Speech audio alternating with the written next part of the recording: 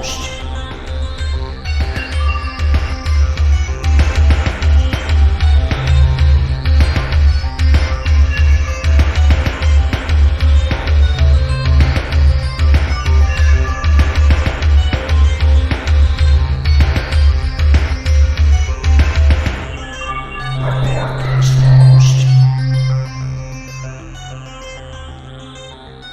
Hello everyone and welcome to episode 101 of Report This Post, the podcast about bad posts and bad people.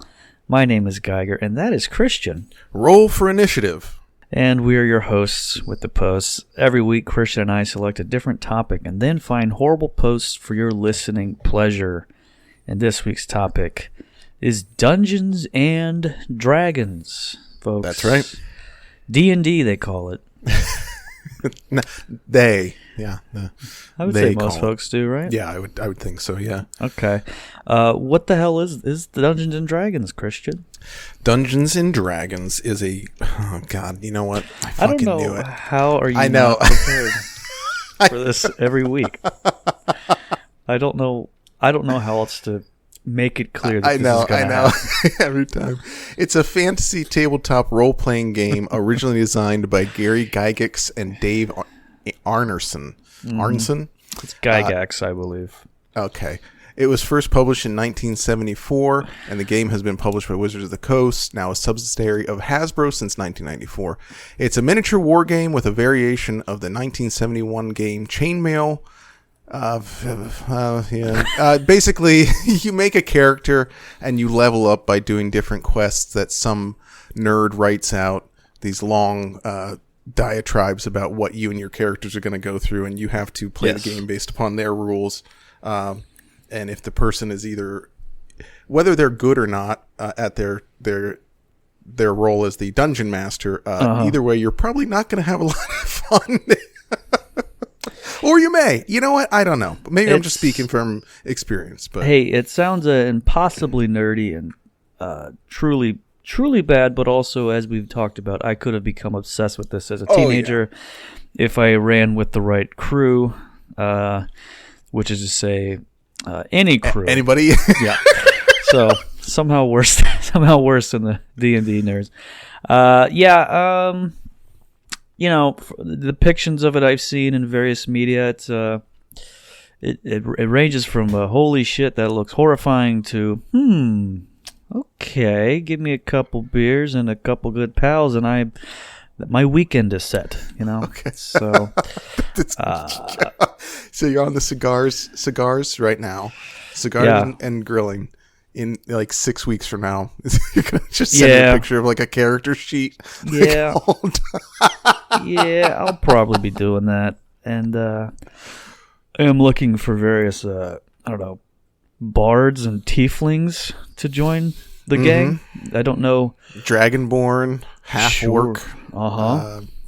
Are there centaurs? I think there's centaurs in there. If you want, hey, you know what? You can do whatever you want. The world is yours. You can do whatever you want. You can create whatever sort of magic and wizardry, and the only limit is your imagination. And that's a good bit. That's a good pitch. And the fact that you'll be dead at the age of 32 from any number of diabetic comas. Yeah, gout is big in the D&D community. Yeah. All the characters are slender elven princes, but the guys playing them have several limbs amputated from various bed sores that they're still getting over. But you know what? Enough about these awful people that play the game. Let's go ahead and read posts by those same people. Great. Yeah, what a change of pace from it. All right. So, Ron Bon posted this on a D&D board online. The character I'm playing right now is a pedophile. My character's motivation is to molest boys and girls. Is that okay? I am a cleric. My character used to be part of a gang, but then he found God and became a cleric. After that, he got a little too fond of the kids at the church. User Sexy himself replied, "We have that guy over here." Yeah. So, I think that guy means all D&D guys based on some of the posts that we found. Well, it is common to put some of your own attributes within your character. Whether it be like some sort of like a malady you have or whatever it is. But so maybe this guy's just tooting his horn a little too much. Don't know. Can't say. I never campaigned with him, so I don't know. Pedophilia is a malady, as you put it. Is that a status effect? Yeah, that's right. Being a pedophile. Yeah, I gotta up my mana so that my pedophilia maxes out. Oh, I rolled a 13. Now I fuck boys. Ah, damn it. Well, you win some, you lose some. But speaking of pedophiles, this is from our Enough Libertarian spam, a subreddit dedicated to making fun of libertarians, some of the world's biggest pedophiles. And suppose you ended up in a D&D campaign with an ardent free market advocate. What character would you craft to make that character's life miserable? My current suggestion is someone that misinterprets literally anything and everything as a violation of the non-aggression principle. Alternatively, an individualist egoist who assumes that everything is their property. User Mediocre Beard suggests, why it's simple. Be a cleric of the invisible hand. Demand higher shares of loot for healing in the middle of combat. Attempt to screw over every quest giver you meet. Violently murder without a second thought through the nebulous principle of the non-aggression commandments. Pat Fav adds, I would create a beautiful female character with green hair, glasses, and max charisma who advocates for the poor and uses her social leverage to talk communities into bankrupting themselves by creating inefficient social safety net bureaucracies. And finally, this suggestion is from a now deleted user, Race Jewish. Perfect. Simple and to the point, right? Yeah. Some thought was into a lot of them, but that gentleman had his own idea, which is probably the best of all of them. I find it interesting that a libertarian who believes in the non-aggression principle, how they find themselves playing a game where 90% of it is just going into a cave and killing a monster and taking its stuff. So I don't know. I guess that's the free market at work. I'm not sure, but yeah. I don't know.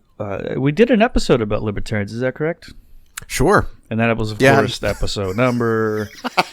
And of course, this is where you know what? I'm going to do the memento thing and just get them fucking tattooed like up my arms, so that. I'm going to guess. You tell me if this sounds at all accurate. I'm going to say 47. Okay, now we're going to look it up. We're going to look it up. Okay, we're gonna have a tough. This is gonna be fun. This is fun for the listeners. 65, not even close. Wow, folks. Okay. Goddamn. Well. Oh wow. Okay, I looked up Libertarians report this post on Google, and I found, obviously our wonderful podcast came up first, but the first post from Reddit is a thread titled "Libertarians with Asian Wives." Not sure what that's about. Missed that one. Yeah. Just bookmark that for the follow-up episode. Absolutely. When we get to the Asian Wives episode of the podcast. Great. All right. So that deleted user there was talking about Jews. And speaking of Jews, this is from our DnD, Dwarven Circumcision. Oh boy. It became relevant in my game as to whether or not dwarves are circumcised. Does anyone know if there is a general lore for that, or can we assume that no, they are not? Edit. Of course, I understand that it is up to the GM, and I understand that it is a religious practice in the real world. Me and my group came up with the idea of circumcising a dwarf as a way of getting information out of him. I just wanted to find out if there was any, and I mean any, lore of dwarves being circumcised. And at this point, is there any race that would practice a religion close enough to a religion that practices circumcision, or a culture close to one of America where it is a social idea of doing so and not necessarily religious? Interesting. User Luke Skyrata replied, D&D is inspired by Tolkien. In Middle-earth, all people except maybe the elves have historical counterparts, and Tolkien dwarves are the counterparts to Jews. So if anyone's circumcised in Lord of the Rings or D&D, it'd be dwarves. Mm-hmm. I like it's nice, really spelled it all out, thought through the whole thing, and it's the idea that someone's actually taking the time to respond to a post like that is just, it's truly fascinating thing about the internet, and I love it. Yeah. I just watched the first Lord of the Rings movie the other night. And at 1 a.m. Yeah, that's right. Well, it's a 16-hour movie, so it didn't start at 1 a.m. Okay. But I will say this: if I remember the elves and I remember the dwarves, I would definitely not assume the latter to be the cut of the two. Like I can't imagine, what's his face? Gimli. Yeah, I can't imagine him with just a clean, perfectly cut cock, and one of the pretty elf boys with just a big hanging trunk. Dick. Yeah, like the dwarves, just their entire bodies look uncircumcised. And also when the one old guy, look, I didn't pay a lot of attention. When the one old guy got all those orcs out of the ground, and they were cutting open those sacks to get them, out of that's kind of a circumcision from Tolkienian lore, I would say, right? It had that same sort of look. He unleashed the monster underneath the gross, wet slime. Okay, skin. I think you're projecting to me here. User Nexowadath posted in RD&D. Give me your most in-game racist D&D jokes. I'm setting up for a bard to be telling jokes at the next tavern the party come to, but they're all human patrons, and he's telling really racist jokes. Things like, a dwarf walks out of a bar. It could happen. Mm-hmm. An orc with a parrot walks into a bar. The bartender says, where did you find that filthy thing? The parrot says, a cave south of here. Hit me up. And he added this disclaimer, racism in the real world sucks, and I do not condone it. Mm-hmm. That's good to know. good disclaimer. User Camino Henshin replied, not necessarily a joke, but my half-orc was very xenophobic. One thing was that he couldn't tell the difference between gnolls, dwarves, and halflings. They're all short, weak, and have beards. Some have beards on their feet. Does my dick being as long as a pole arm mean I'm a new type of orc? No, then it don't make much sense for having slightly different heights and places for beards to make them some new species, eh? And I agree, racism is wrong. just driving the point home. Yeah. Well, I think we can all safely say that racism is wrong, right, Geiger? Well, Geiger.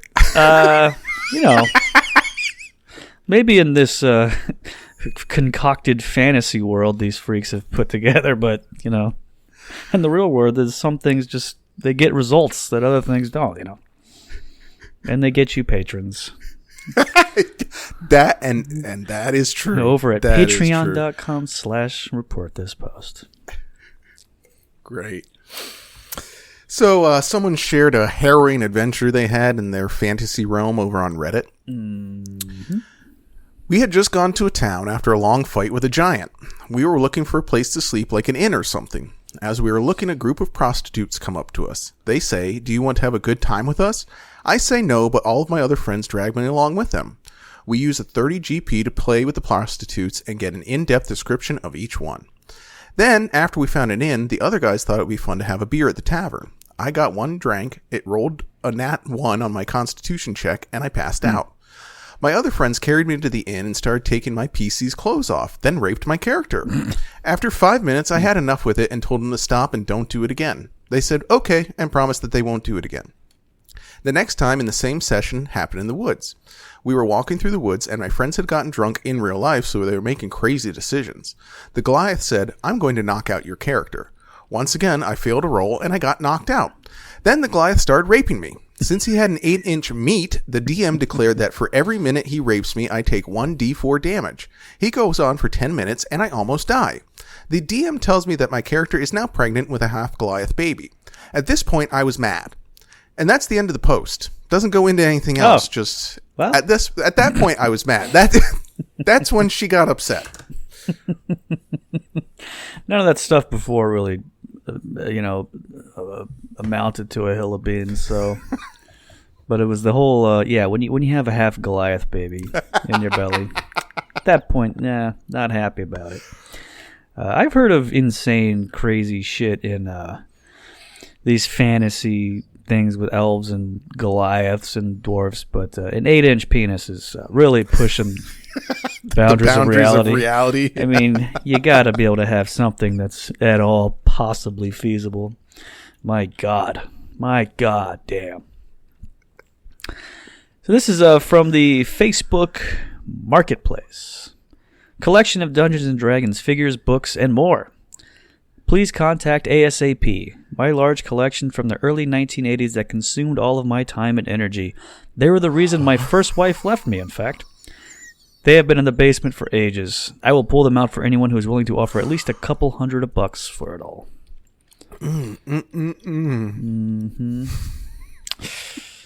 Yeah. And these were the dice I was rolling at the exact moment my wife told me she was leaving. Yeah. Just real bad juju connected to all that stuff. And the fact he's held on to it for so long is probably 40 years. Probably. At what point is it just hoarding or whatever? Well, I don't know, Christian, let's see, about 30 years when you have a lot of comic book statuettes to move. Ooh. Yeah. Yep. That's good. Hey, so Hymus81 asked the other adventurers over at our D&D, can my D&D original character who is male get pregnant with a male god's child? All right. So, I have a sorcerer who recently started multiclassing as a cleric. The reason being is that the god seems to have fallen for him, and he himself is perfectly fine with believing in the man. Anyways, that's beside the point. The point is that my character is kind of sort of wanting to, or having the urge to, be a mother-like figure suddenly. And I am silently thinking to myself, would it be possible for a god to impregnate me boyo? And if so, what does that entail? Could someone maybe run down how that would go about, if that's even possible, and what it would mean for my character? And Lonut RO replied, that's between you and your fellow fetishist, which they then struck out and just wrote DM. Yeah. So. Yeah, definitely sensing a bit of a fetish theme here with a lot of these posts. We're only 7 posts in, and just about all of them are completely perverted and depraved in some way. And well, I think that's just kind of the show. You got ahead it for you, folks. You knew what you were in for. That's right. Yes, I mean, you saw the topic, you saw the podcast, and then you hit play, and here we are. And we're actually going to keep going. This will be going a different direction. This next post, a much more. Okay. Well, you'll see, because this was posted by Anon on 4chan. Be Me belonged to this D&D group on Discord. Youngest guy is 17, oldest is in his 40s. And then there's British guy Jake. He's unemployed on some kind of disability. Pretty much always online, whether it's 3 p.m. or 3 a.m. Occasionally he's drunk on a weekday. We had to quit some sessions halfway because sometimes he was too fucked up, sobbing and profusely apologizing, swearing he didn't mean to, won't listen no matter how many times we tell him it's okay, just don't do it again. He never remembers what happens after he sobers up. He just shyly asks what happened, apologizing in case he was being a dick. Otherwise a cool guy, bit of an artist, drew pictures of characters and stuff that happened in the game. Okay. Jake occasionally went missing for weeks without warning, saying he was, quote, at the ward, and nobody really wanted to ask more. So he goes missing again, we figure he's at the ward, but it goes on. After like 4 months, he pops online again. But it's not him talking, it's some older British lady who seems really confused, asking what this thing is. Our dungeon master is the first to put 2 and 2 together. Are you Jake's mom? After a shocked silence, she says, did you know Jacob? Well, it turns out he hung himself in his room. Left a suicide note and everything. And apparently in the note were instructions on how to get on his computer and the Discord, and it asked for her to explain to us what happened to him. Oh my god. So we explained to her roughly what we were doing here, trying to skirt around the more confusing, nerdy stuff. But after a while, she got the basic picture. We talked for a while, the 3 or 4 of us that were in line at the time, talking about Jake and hearing shit about him he never told us or he never told her. Then she wrapped it all up with this comment. He was just sitting alone in here on this computer all day. All this time, I never realized he actually had friends. Ooh. Oh. Good. Gotta love it. Good God almighty. That is truly grim. Yep. Wow. Yeah. That is next level dark stuff. And yet, sitting on the computer all day drunk as all hell sounds like the life to me.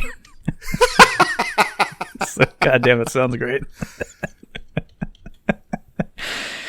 Just with a bunch of foreign folks just cussing them out. Oh, God, it sounds so good.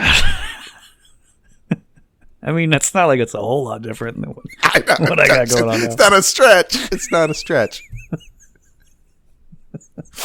Okay. Wonderful. Okay. Well, let's lighten it up a little bit, shall we? Wonderful. User Conceptual wanted to know, is it still incest if you're different races? This is from the D&D Reddit again. Of course. My group includes a male tiefling bard and a female human fighter NPC. They are twins with the same mother and father and being born from the same pregnancy, with the tiefling being born tiefling instead of human as a result of a curse placed on the mother by a powerful demon. If they got together, would it be incest? Yes, they are technically from the same parents and are twins, but one of them is literally a different race. For sure it would be weird, because they have a sibling relationship, but would it actually count as incest? I put this question to the table last night, and it derailed us for about half an hour, including bringing in third parties to weigh in on the issue. Great. The Ailstorm guy commented, yes, incest is when two siblings date regardless of race. To which a now deleted user replied, I think it requires a little more than dating.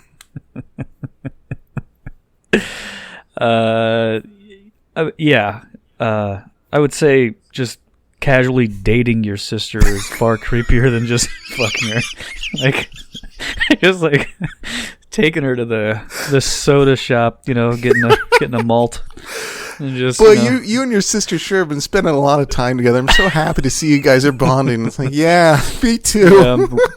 Doing the arm around the shoulders trick at the movie theater. Like, maybe I'll get to first base sometime. Yeah. I was curious. I've seen the word tiefling too many times now for me to stop pretending I have any idea what that is, so I just had to Google it. So this is from DnDBeyond.com, the race of tiefling. Tieflings are derived from human bloodlines, and in the broadest possible sense, they still look human.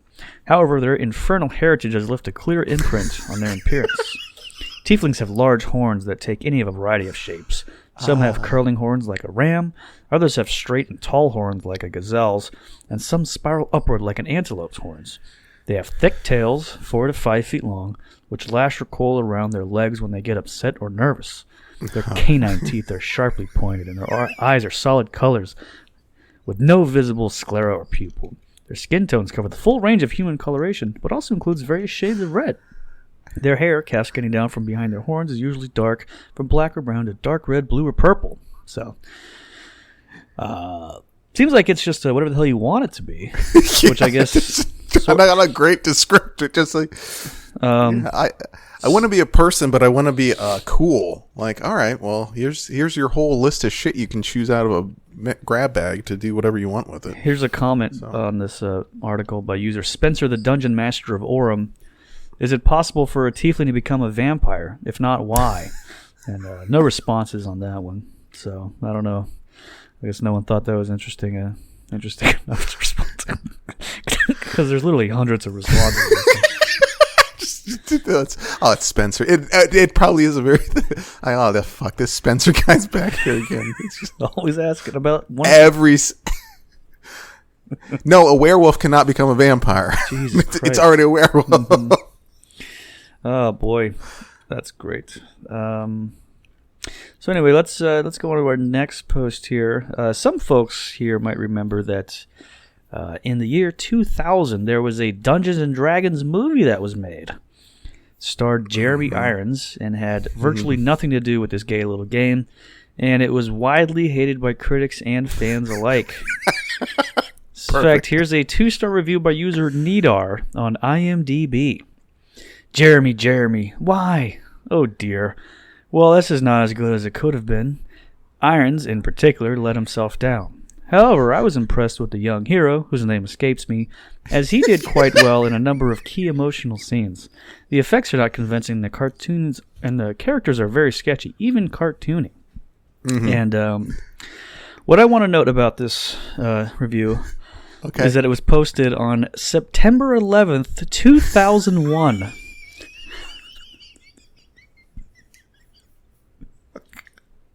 Okay.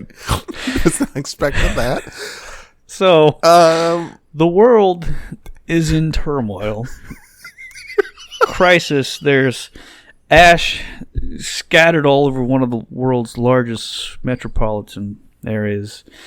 And, Nidar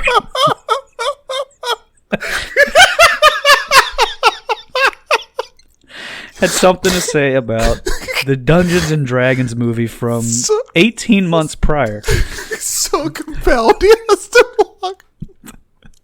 Meanwhile, so I not knowing that, but the thing that stood out to me, he can't remember the guy's name, the character's name, while writing a review on the website that contains all the information about the movie. Absolutely. So he thought he'd like. Well, it was a very distracting day for this guy. He had a lot on his mind. This is how he escaped, the reality of. You know what? That's right. He went into his he escaped to his fantasy world, and he's like, "Hey, you know what? I never did get around to writing that review."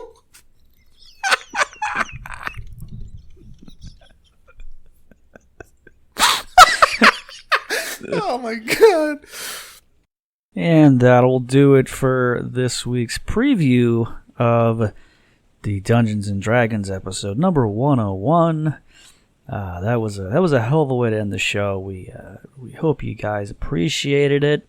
Of course, you can go to patreon.com/reportthispost to get about a whole other hour worth of posts, it seems. I think is what we wound up getting. We hit that 1 hour mark. A whole 90 minutes long episode of posts. Some of them considerably worse than the ones that you've heard. Some of them better.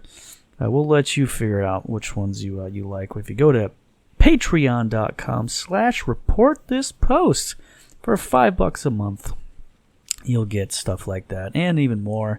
Whole other bonus episode every week.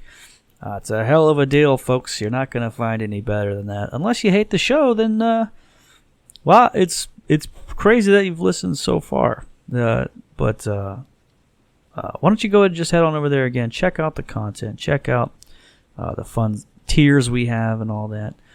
We think you'll like it. We already had a whole bunch of people hop on board since we made this announcement. Thanks to all those folks. But why don't you be a cool guy and join them as well? And thanks to everybody. Bye.